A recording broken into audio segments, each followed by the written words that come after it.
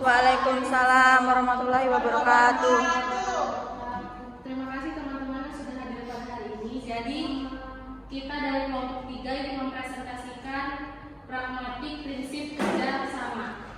Jadi anggota kelompoknya itu ada Irma Istifani, Nur Maulida Rizkianawati, Ibrahim Sari, dan saya sendiri Sejarah Penghayunya. Kita ada 4 pemateri yang dimana pemateri pertama ada Ibrahim Sari, pemateri kedua ada Irma Istifani, pemateri ketiga ada Resti, yang pemateri keempat sekaligus moderator saya. Jadi langsung saja kita masuk kepada materi pertama. Pada materi pertama saya persilakan. Baik, terima kasih kepada moderator. Di sini saya akan membacakan materi pertama. Yang pertama adalah prinsip kerjasama pragmatik. Prinsip kerjasama adalah prinsip yang harus dilakukan pembicara dan lawan pembicara agar proses komunikasi dapat berjalan lancar. Menurut Grace dikutip dalam Mahadi tahun 2010 halaman 52 menyatakan bahwa dalam melaksanakan prinsip kerjasama itu setiap penutur harus mematuhi 5 maksim percakapan konversasional maksim, yakni maksim kuantitas atau maksim of quantity, maksim kualitas atau maksim of quality, maksim relevansi atau maksim of relevance, maksim pelaksanaan atau maksim of manner, dan maksim cara. Kemudian selanjutnya ada maksim kuantitas, yaitu di dalam maksim kuantitas seorang penutur diharapkan dapat memberikan informasi yang cukup, relatif memadai, dan seinformatif mungkin. Informasi demikian itu tidak boleh melebihi informasi yang sebenarnya. Dibutuhkan si mitra tutur atau mewajibkan penutur memberikan kontribusi secukupnya, tidak berlebihan, hanya mengatakan sebanyak yang dibutuhkan dalam tutur. Contohnya yang pertama, biarlah kedua pemuas nafsu itu habis berkasih-kasihan. Yang kedua, biarlah kedua pemuas nafsu yang sedang sama-sama cinta dan penuh nafsu birahi itu habis berkasih-kasihan. Baik, itu saja yang bisa saya sampaikan. Selanjutnya saya kembalikan kepada moderator. Baik, terima kasih.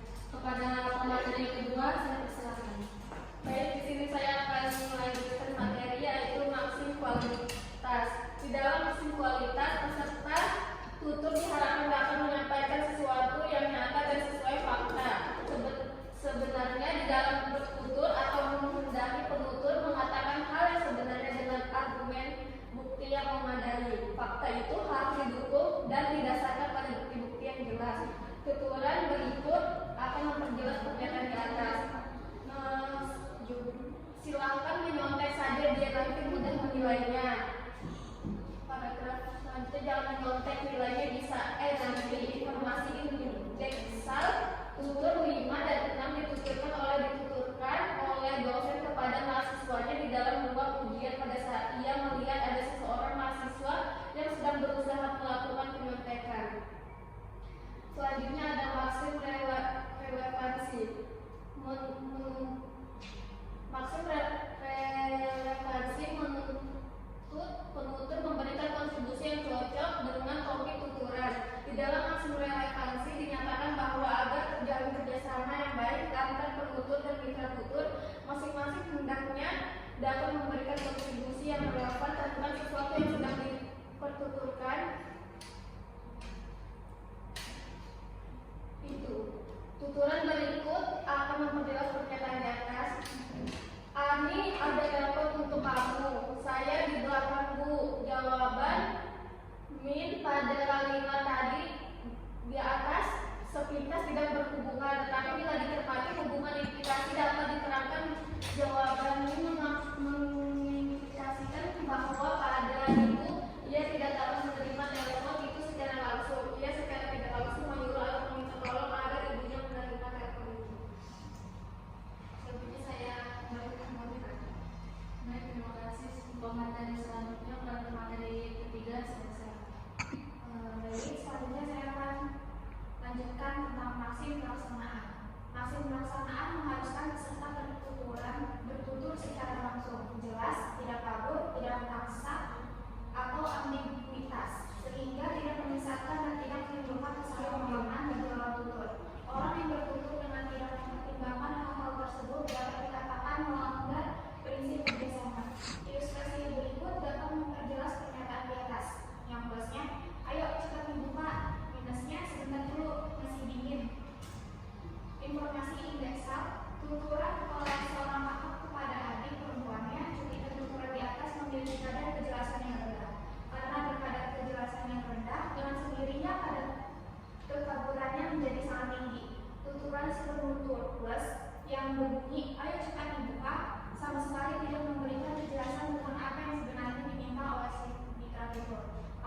pada waktu tuturan di atas mengandung pada paksaan dan kekaburan sangat tinggi. Oleh karenanya, maknanya pun menjadi sangat kabur. Dapat dikatakan demikian karena kata itu dimungkinkan untuk ditafsirkan bermacam-macam. Demikian pula tuturan yang disampaikan si Mitra tutur min, yakni sebentar dulu masih dingin, mengandung kadar keaksaan cukup tinggi. Itu saja yang dapat saya sampaikan. Selanjutnya saya kembalikan kepada Dan saya akan melanjutkan tentang maksim cara. Tuturan harus dikomunikasikan secara wajar, tidak boleh ambigu atau paksa, tidak terbalik, harus runtut. Misalnya yang A, dia penyanyi solo. B, benar, dia sering tampil di TVRI. Tetapi kadang-kadang dalam tuturan yang wajar terjadi dis atau ambiguasi atau pengawam diguan, sehingga kata-kata yang ambigu itu hanya satu makna. Misalnya yang A, kamu penjahat kelas kakap ya. B, bukan, mujair. A, ini tanah abang ya. B, jangan menghina, masa saya miskin seperti ini. Baik, kesimpulannya prinsip kerjasama sangat dibutuhkan pada kasus persidangan dengan tujuan agar komunikasi berjalan dengan lancar. Prinsip kerjasama berfungsi untuk mengatur kata-kata apa yang dilontarkan oleh pembicara, bertujuan agar lawan bicara dapat mengerti dengan baik kata-kata yang disampaikan oleh penutur. Bertutur adalah kegiatan yang berdimensi sosial seperti lazimnya kegiatan-kegiatan sosial lain. Kegiatan bertutur dapat berlangsung dengan baik apabila para peserta pertuturan itu semuanya terlibat aktif di dalam proses bertutur tersebut. Agar proses komunikasi penutur dan mitra tutur dapat berjalan dengan baik dan lancar, haruslah dapat saling bekerja sama. Salah satu untuk bekerja sama yang baik dalam kegiatan komunikasi atau proses bertutur dapat dilakukan dengan berperilaku sopan kepada pihak lain atau mitra tutur. Baik, sekian materi yang dapat kami sampaikan. Kepada teman-teman, apakah ada yang ditanyakan? saya. Lydia, Pertanyaannya, adakah faktor lain yang menyebabkan pelanggaran terhadap prinsip kerjasama? adakah Faktor lain yang menyebabkan pelanggaran terhadap prinsip kerjasama. Apakah ada yang ingin bertanya lagi? Saya mau bertanya. Ya, silakan. Pertanyaannya, apa itu prinsip kerjasama dalam pragmatik? Iya. Apakah ada lagi? Apa yang dimaksud dengan maksim dalam pragmatik?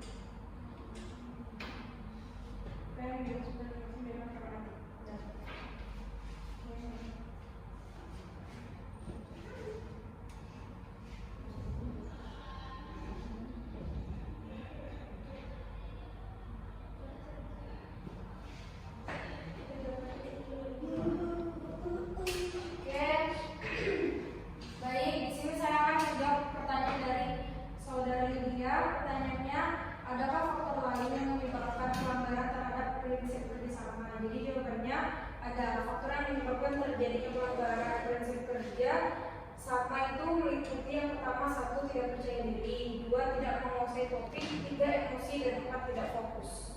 Kepada saudara Lydia, apakah jawabannya cukup jelas? Jelas.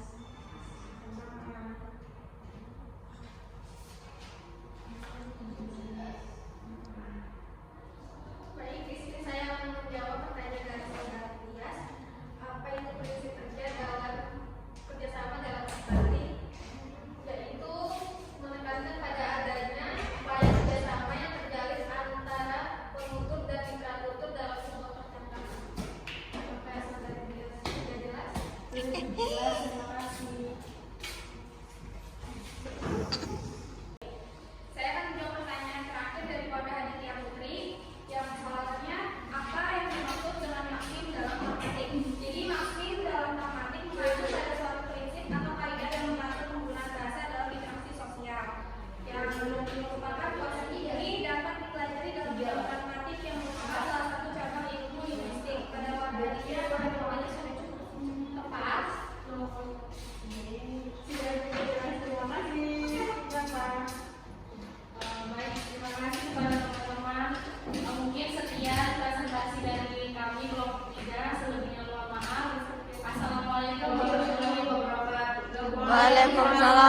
warahmatullahi wabarakatuh.